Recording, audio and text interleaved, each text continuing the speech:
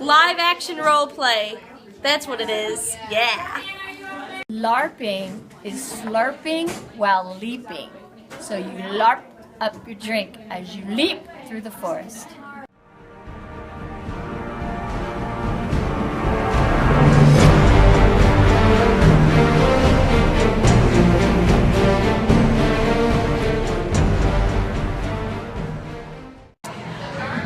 Well, our particular game is played about 4 times a year.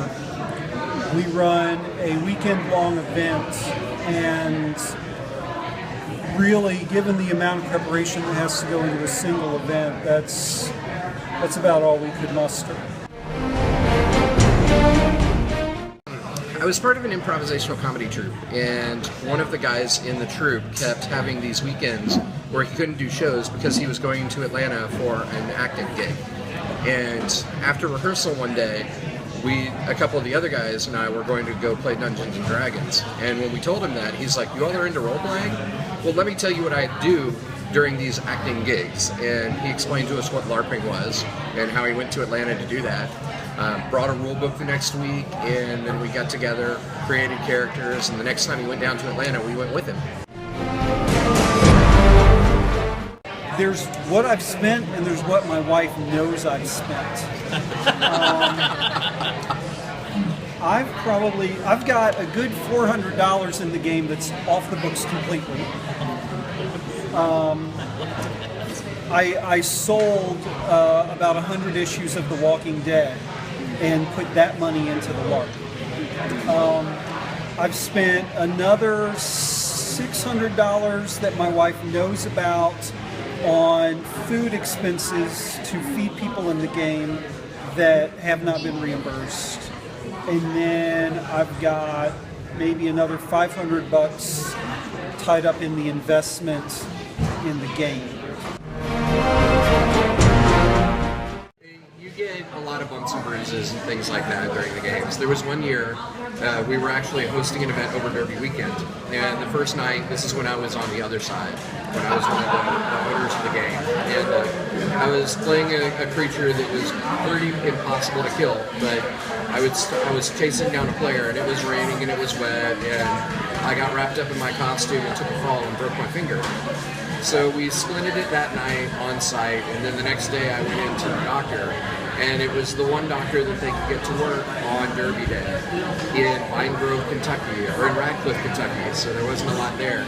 And he kept asking me how much I had had to drink the night before, because clearly nobody would do anything this stupid and do something like that to hurt himself. And then when I told him exactly what LARPing was and what I was doing, he looked at me and he's like, "You know, you're 36 years old. It's time for you to grow up."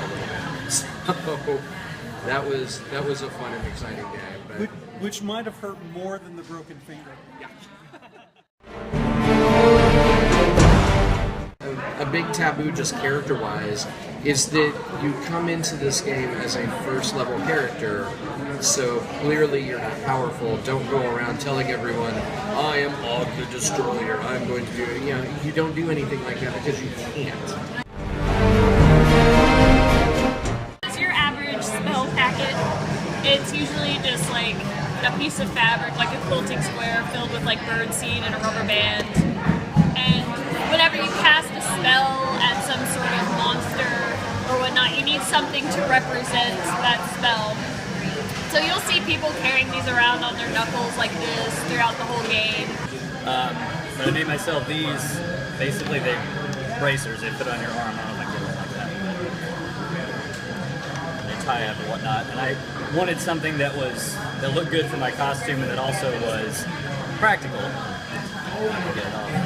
So this actually holds bottles that represent potions for whatever, and the one for my other arm here has a mirror on it, as well as this is where I keep my lock-picking tools. I play a character that can pick locks, and I actually can in real life.